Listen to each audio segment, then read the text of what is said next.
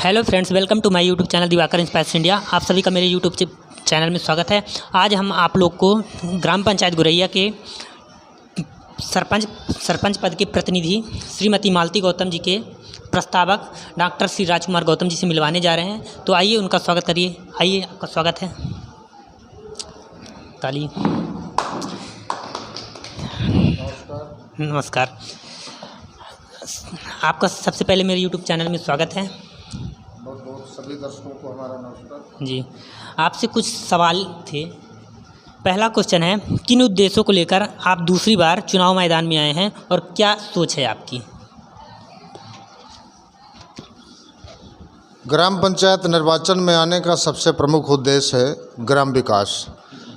ग्राम पंचायत गुरैया के चतुर्दिक विकास के लिए, संपूर्ण विकास के लिए एक सूत्रीय आंदोलन के साथ हमने प्रवेश किया है। इसके पूर्व भी इसी ग्राम की जनता जनार्दन ने एक बार हमें अपना स्नेह दिया था। इस गांव की विकास की जिम्मेदारी हमें सौंपी थी, वो हमने करके दिखाया है। कुछ महत्वपूर्ण उपलब्धियां हासिल करनी अभी रह गई हैं।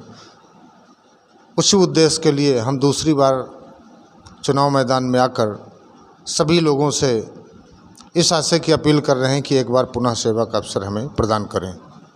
पहली बार आपका फर्स्ट टर्म जब आप इलेक्शन लड़े थे, तब का आपका क्या उद्देश्य था? आप गांव में क्या कमियां थी वो बताएं।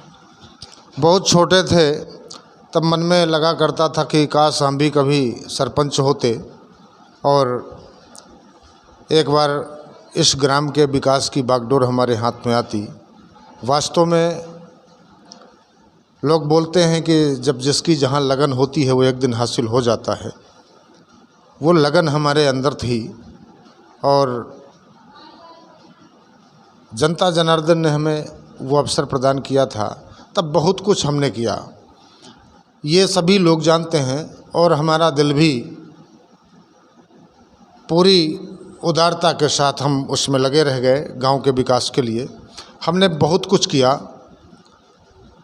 तमाम ढेर सारी उपलब्धियां हैं जिसे हम बाद में बताएंगे आपको। और अभी बहुत कुछ उद्देश्य हैं हमारे, जिन मुद्दों को लेके हम चुनाव मैदान में आए हैं। मेरा अगला सवाल इसी से है कि आप जो पिछले वर्षों में कार्य किए वो कार्य को जनता को बताने का कष्ट करें और आने वाले समय में आप क्या क्या जनता के लिए करने वाले हैं, इसको सेकंड क्वेश्चन बताएंगे प्लीज। हमारे ग्राम में एक प्राकृतिक जल स्रोत था झिरिया, जो सहस्त्राब्दियों से वो प्राकृतिक जल स्रोत था। उसका उद्धार, उत्थान, जीर्णोद्धार या सौंदर्यीकरण कुछ भी कहें नहीं हुआ था। इसलिए हमारे दिल दिमाग में बात थी कि ये प्राकृतिक धरोहर है झिरिया स्थल, इसका जितना अधिक से अधिक सौंदर्यीकरण हो सके हम करें। तो झिरिया में हमने कथा स्थल बनवाया, बहुत बड़े क्षेत्र में चबूतरा का निर्माण कराया, झिरिया में 2 हौज बनवाए, डैम बनवाए, गहरीकरण किया और सीढ़ी युक्त किया जिसमें लगभग 300 से 400 लोग एक साथ बैठकर स्नान कर सकते हैं। इसके अलावा आध्यात्मिक क्षेत्र में आएँ तो श्री हनुमान जी, श्री गणेश जी और श्री पार्वती जी की मढ़िया बनवाकर उसमें मूर्ति की हमने प्राण प्रतिष्ठा कराई। वहाँ पर हमने एक बहुत अच्छा मेला का आयोजन किया जिसका नाम था ग्राम महोत्सव एवं व्यापार मेला। उस प्राकृतिक जल स्रोत का जो उद्गम स्थल है उसको भी हमने सुरक्षित किया दीवार बना के, और झिरिया में बिजली पहुंचाया। हमारे पिछले कार्यकाल के दौरान और उसके पीछे भी यहाँ सरपंच थे और शासन की योजनाएं थीं, लेकिन इस तरफ किसी का ध्यान नहीं गया। ये प्राकृतिक अनमोल धरोहर जो झिरिया के रूप में हमें मिली थी उसका हमने संपूर्ण विकास किया और श्री राम कथा, कृष्ण कथा इत्यादि का आयोजन करके धार्मिक आयोजन किए और बढ़िया हाट बाजार मेले का शुभारंभ किया और लगातार वो चलता रहा, अभी भी चल रहा है। इसके अलावा एक क्वेश्चन है यहाँ पे, जैसा कि आपने मेला का आयोजन किया तो आपके कार्यकाल में तो मेला अच्छा चला, उसके बाद क्या कारण रहा कि आपके बाद जो नेक्स्ट टर्म आया तो उसमें मेला मतलब बंद ही हो गया? देखिए, इसमें मैं कोई पटाक्षेप नहीं करना चाहता। ये अपने उत्साह की बात होती है। जो आपके बाद हुए प्रतिनिधि, जनप्रतिनिधि, शायद उनका मन नहीं था इसमें, उन्होंने लगन लगा कि कार्य नहीं किया, नहीं तो चलता रहता ना। नहीं, ऐसा भी नहीं कहा जा सकता, क्योंकि सरपंच अकेला ही सब कुछ नहीं कर सकता। उसकी व्यक्तिगत इच्छा शक्ति भले ही हो, उसको अन्य तमाम चीज़ें उसके पास भाई जब कार्यक्रम कुछ करते हैं तो व्यय होता है। यदि बजट उनके पास नहीं है तो नहीं कर पाएंगे। कोई घर से नहीं कर सकता, अपनी ज़मीन बेच के नहीं कर सकता। चूँकि हमारे समय में ग्राम पंचायत गोरैया में विकास निर्माण कार्यों का अंबार लगा था, जिसमें कहीं ना कहीं से हमें 2 पैसे बचते थे, उसे हम सार्वजनिक हित में लगाया करते थे। तो ये कार्यों का अंबार जो लगा रहता था उसका कारण था कि हम दिल खोल के पूरे उदार हृदय से खर्च करते थे। वो शायद इस कार्यकाल में नहीं था, इसलिए। नहीं तो गांव सबका है, सबका मन होता है कि करें। और इसके बाद हम अगला क्रम चलाते हैं। हमने अपने कार्यकाल में सीसी रोड के कई निर्माण कार्य किए, वो ग्राम में बने हुए हैं। उनका विवरण देना हम उचित नहीं समझते, लेकिन कई सीसी रोड का निर्माण हमने किया। हायर सेकेंडरी स्कूल यहाँ हम लाए, काफ़ी संघर्ष करना पड़ा। बिजली का सब स्टेशन लाए, और इतना ही नहीं, यहाँ के बिजली उपभोक्ताओं को बिजली बिल भुगतान करने की सुविधा भी हमने लोकल में उपलब्ध कराई। संबंधित मेरे कुछ सवाल हैं आपसे। तो पहले तो मैं पूरी उपलब्धियाँ अपनी बता दूं। जी। मुख्यमंत्री आवासीय कॉलोनी के तहत हमने लगभग सैकड़ों की तादाद में, 1 सैकड़ा तो हो ही गए क्रमशः धीरे धीरे, इतने आवास हमने दिए। 136 हमने आवासीनों की सूची बनाई जो आज पीएम आवास के रूप में हमारे गांव में ही आ रहे हैं। इसके अलावा 24 हमने इंदिरा आवास भी दिए थे। तो आवास की दृष्टि से भी हमने इतना काम किया। हाट बाज़ार का निर्माण कराया, जिसमें 8 दुकानें वहाँ हैं, और वहाँ चबूतरा भी हैं, ऑफिस भी है, और शौचालय का निर्माण भी है। और शौचालय तो हमने सभी विद्यालय भवन में, प्राथमिक में भी, माध्यमिक में भी, हाई स्कूल में भी, हायर सेकेंडरी में भी, हर जगह हमने करवाया। शासकीय भूमि का आरक्षण किया कई जगह। खेल का मैदान बनवाया खिलाड़ियों के लिए। शांति धाम का निर्माण कराया हमने, और 1 दर्जन से ज़्यादा पुलिया का निर्माण कार्य कराया। जीएसबी मार्ग का निर्माण कार्य कराया, जिसमें मजदूरों को अधिक से अधिक काम मिला। पूरे 5 साल तक यहाँ के गरीबों को, मजदूरों को हमने काम से जोड़कर रखा है, और सभी को हमने रोज़गार दिया है। उनकी आवश्यकताओं की पूर्ति उनके श्रम से हुई, लेकिन हमने काम दिया है।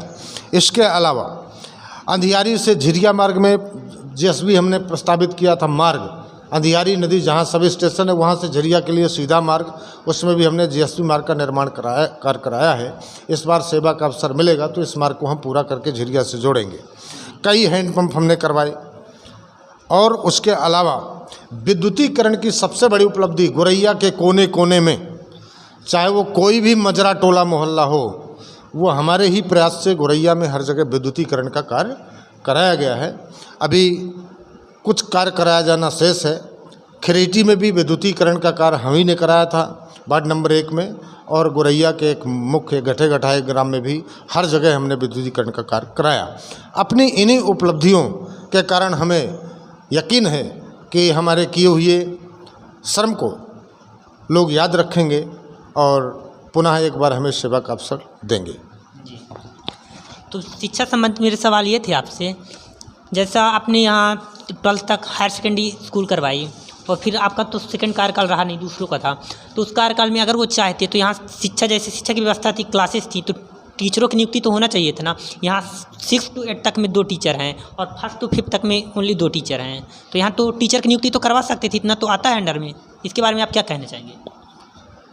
मुझे याद है, मैंने अपना जो मालती गौतम का कार्यकाल था, उस कार्यकाल का जब समापन हुआ और नया कार्यकाल शुरू हुआ, मैं भी उस समय भी निर्वाचन में था, मैं खुद था। जी। जब मेरी पराजय हुई तो मुझे बड़ा आघात महसूस हुआ, और मैंने महसूस किया कि लोगों ने विकास को नहीं देखा। ये मेरे लिए बड़ा दुखद क्षण था, और उसी समय मैंने ये निर्णय लिया था कि इस कार्यकाल में, इस ग्राम पंचायत के कार्यकाल में मैं किसी भी तरह का न तो हस्तक्षेप करूंगा, कुल मिला के मैं अपने आप को दूर रखूंगा। वास्तव में यदि मैं होता क्रमशः, तो ग्रामवासियों को भली प्रकार ज्ञात है, मैं तो 1 पीरियड खुद लेता था, योगदान करता था, और छात्र इस बात के गवाही हैं कि मैं जाया करता था विद्यालय, और लगातार छात्रों से संवाद करता था। शिक्षा में आपका योगदान तो अभी भी देखा गया है, जैसे भाभी जाती हैं पढ़ाने, और दीदी भी जाती थी पढ़ाने। शिक्षा के क्षेत्र में तो आपका अच्छा योगदान रहा है, सराहनीय योगदान रहा है।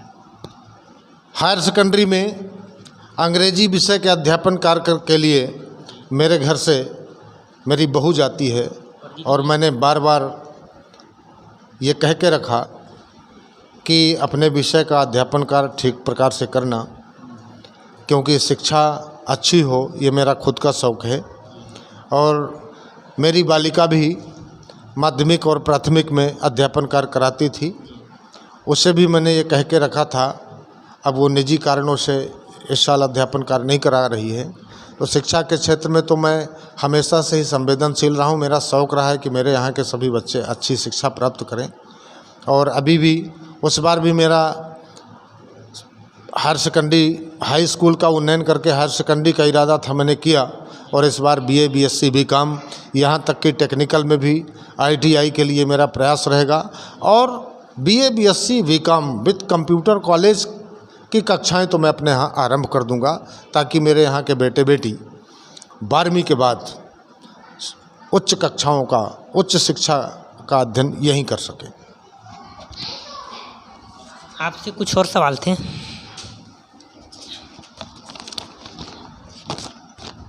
ऐसा क्या किया है, ये तो आप बता चुके हैं कि जो ग्राम विकास के लिए महत्वपूर्ण रहा।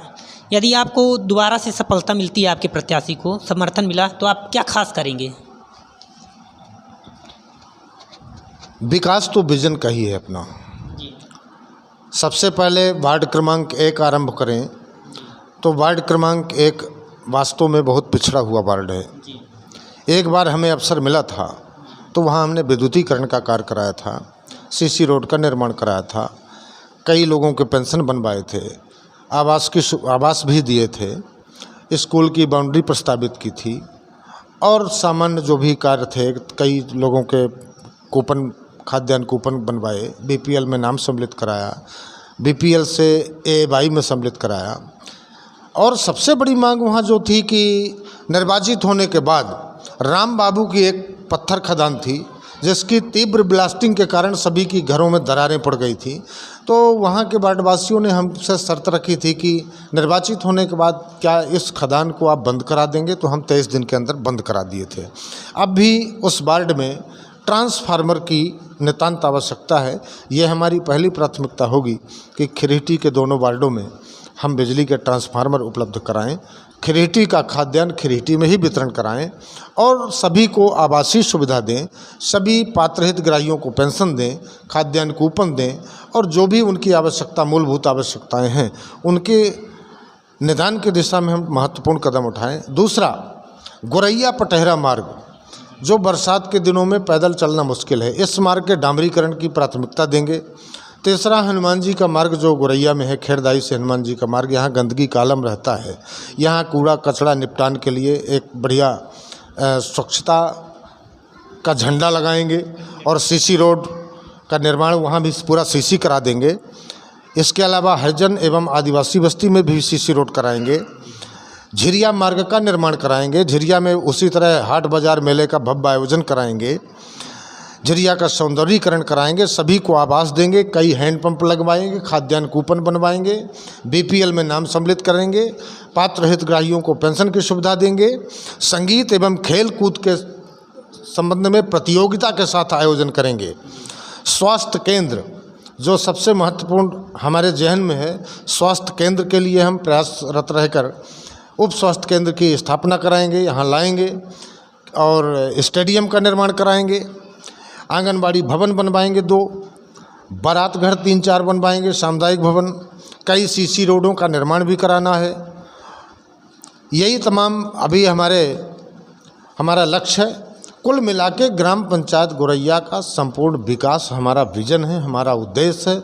और सभी ग्रामवासियों से मैं निवेदन करता हूं कि विकास को एक आंदोलन मान के मेरे प्रत्याशी मालती गौतम के चुनाव चिन्ह हैंडपंप पर अपना अमूल्य मतदान करें और निर्वाचित करें। मैं अपना एक एक पल गोरैया के समग्र विकास के लिए समर्पित करूंगा। मेरे व्यक्तिगत रूप से आपके कुछ प्रश्न थे। जैसा आपने अपने पिछले कार्यकाल में ये खेरमाई से और हनुमान जी के मंदिर तक जो है तो निर्माण कार्य करवाया था, कचरा के लिए कचरा पेटी का निर्माण करवाया था, वहाँ आप अपने से साफ़ सफाई भी करते थे, पर वो मेंटेन नहीं हो पाई। तो इस बार आप क्या नया करने वाले हैं कि वहाँ साफ़ सफाई रहे? इस बार हम कचरा निपटान के लिए जितना स्पेस खाली है टोटल उसको सीसी करा देंगे और ग्राम पंचायत की तरफ से एक 4 पहिया ट्राली वहाँ रखेंगे लॉक करके, और सभी से आग्रह करेंगे कि पूरा कूड़ा जितना है हमारे इस ट्राली में डालें। 3 या 4 दिन के बाद या जैसे ही वो ट्राली भरती है, अगर एक भी दिन में भरती है तो उसको हम जहाँ कचरा निपटान हमको करना होगा उचित स्थान देख के, और न केवल गन्ना रोड में बल्कि 3-4 हमारे ग्राम में ऐसे स्थान हैं जहाँ हम अपनी ट्राली उपलब्ध कराएंगे। लोगों से अपील करेंगे कि कचरा इसी में डालें और ग्राम पंचायत परिवहन करके उसको अन्यत्र जगह फेंकेगी। जैसा कि आप लोगों ने सुना, कचरा निपटान के लिए बड़े पापा जी ने नई योजना बताई कि ट्रैक्टर ट्राली का निर्माण करवाएंगे। तो अगर आप लोग इन्हें अवसर प्रदान करते हैं तो ग्राम में साफ़ सफाई रखने का आपके वही उत्तरदायित्व बनता है, तो कचरा को कचरा पेटी में ही डालेंगे। अब दूसरा क्वेश्चन मेरा आपसे था, जैसे कि जो समग्र आईडी जोड़ने का काम होता है, ये किसका होता है? समग्र आईडी ये व्यक्तिगत वर्क नहीं है, एक ग्राम पंचायत का वर्क होता है जिसमें रोजगार सहायक होते हैं, सचिव होते हैं। इसका मूल दायित्व जो है रोजगार सहायक का रहता है। तो मेरा क्वेश्चन ये है, रोजगार सहायक का कार्य कहाँ से कार्य करना होता है? वो घर वर्क टू होम करता है या ऑफिस से काम करना चाहिए उसे? ग्राम पंचायतें असुविधाग्रस्त स्थान में होने के कारण एक रिस्क रहता है।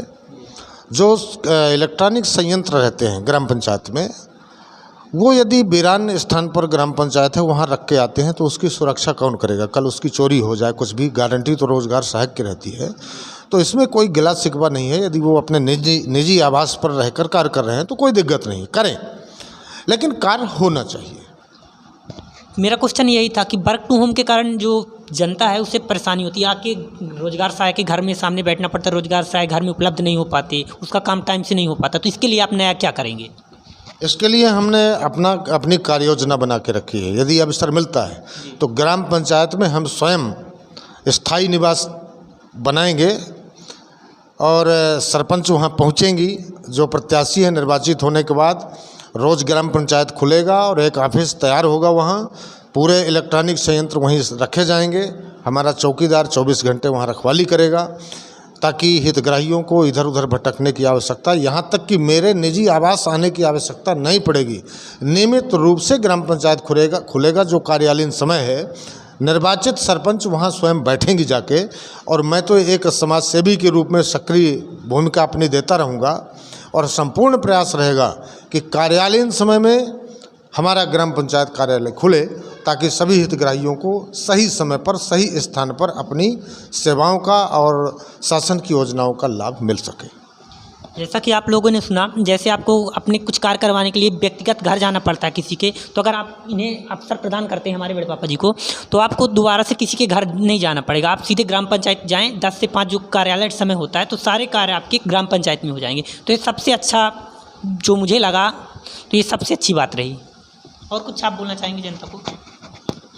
सभी ग्रामीण जनों से मेरा यही निवेदन है और नवयुवकों से खास निवेदन है कि आपका अपना भविष्य उज्जवल करना है। अभिभावकों से भी निवेदन है कि आपके बच्चों का भविष्य उज्जवल होना चाहिए। उस दिशा में हमारे पास ठोस कार्यक्रम हैं, नीतियां हैं।